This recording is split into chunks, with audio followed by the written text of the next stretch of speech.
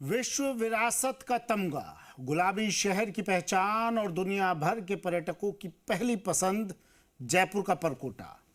लेकिन इसी चमकदार तस्वीर के पीछे एक ऐसी बदबूदार हकीकत है जो सिस्टम के दावों पर बड़े सवाल खड़े कर रही है। 18 से 20 साल पहले गंदगी से मुक्ति के लिए घरों को सीवर से जोड़ने की कवायद हुई थी, लेकिन रख रखाव के अभाव में वही व्यवस्था अब गंदगी की वजह बन गई। परकोटे की करीब 5,500 गलियां आज भी कचरे, सीवर और बदबू से जूझ रही हैं। 6 नगर निगम बोर्ड बनकर गुजर गए।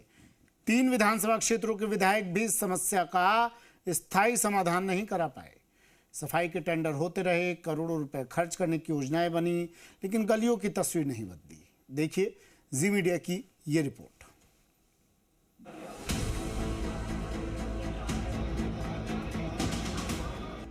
परकोटे के हाल बेहद बेहाल। परकोटा रहा पर्यटकों की पहली पसंद।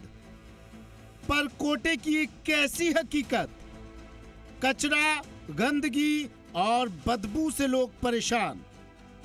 दुनिया के नक्शे पर पिंक सिटी जयपुर की पहचान उसकी गुलाबी दीवारों, हवेलियों, बाजारों और ऐतिहासिक चार दीवारी से है।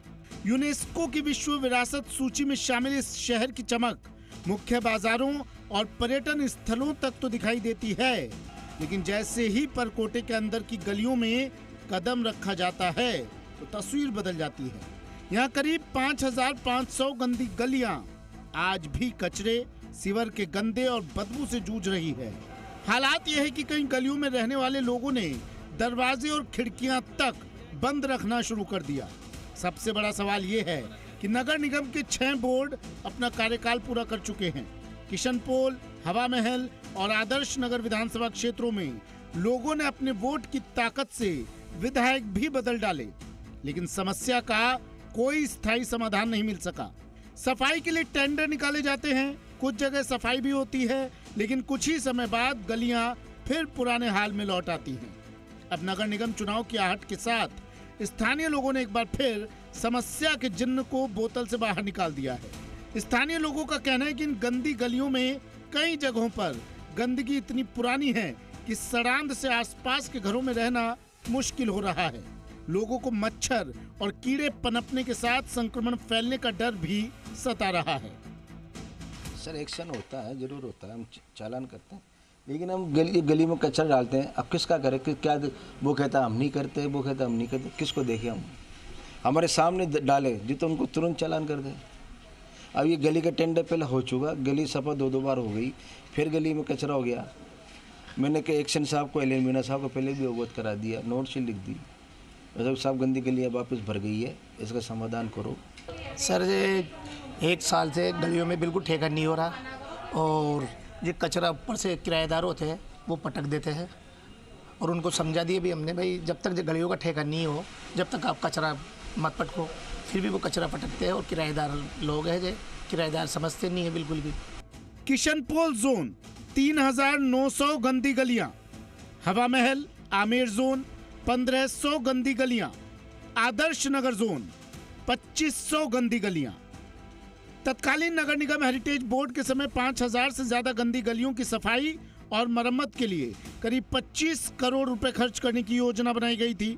मकसद था कि जयपुर आने वाले पर्यटकों को 4 दीवारी इलाके साफ सुथरा स्वरूप में दिखे और वर्षों से बदहाल गलियों की तस्वीर बदले, लेकिन सालों बाद भी हालात पूरी तरह नहीं सुधरे। स्थानीय लोगों का कहना है कि इन गलियों की नियमित सफाई नहीं हुई। गंदी गलियों की कहानी केवल सफाई व्यवस्था की नाकामी तक सीमित नहीं है, इसके पीछे सीवर और प्रॉपर्टी कनेक्शन व्यवस्था की बड़ी खामी भी सामने आती है। करीब 18 से 20 साल पहले परकोटे के घरों को प्रॉपर्टी कनेक्शन से जोड़ने का काम शुरू किया गया था। घरों के किचन, स्नान घर और नालियों से निकलने वाले गंदे पानी को पाइप के जरिए गलियों में बने चैम्बर तक लाकर सीवर लाइन से जोड़ने की योजना थी। इससे पहले घरों का गंदा पानी सीधे गलियों में बहता था, इसी वजह से इन रास्तों को गंदी गलियां कहा जाने लगा था।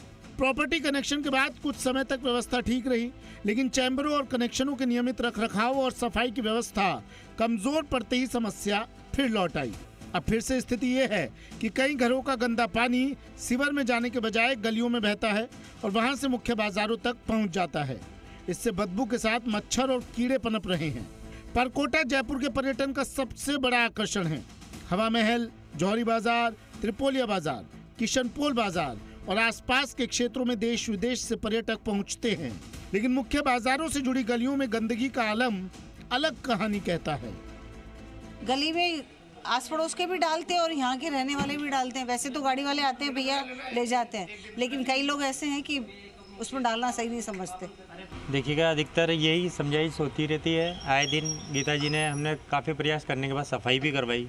काफ़ी बार इनको कहा भी कि गंदी गलियां मत करो, लेकिन कचरा दिन भर दिन डाले जा रहे हैं।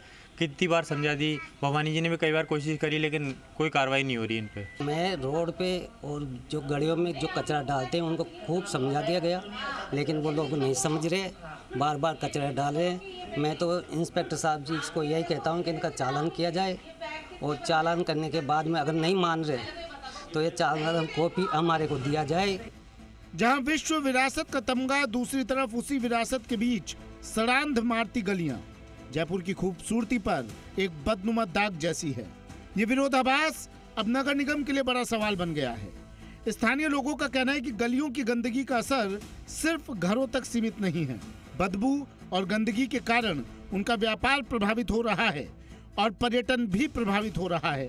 नगर निगम चुनाव नजदीक आते ही परकोटे की गंदी गलियां फिर स्थानीय राजनीति का बड़ा मुद्दा बनने लगी हैं।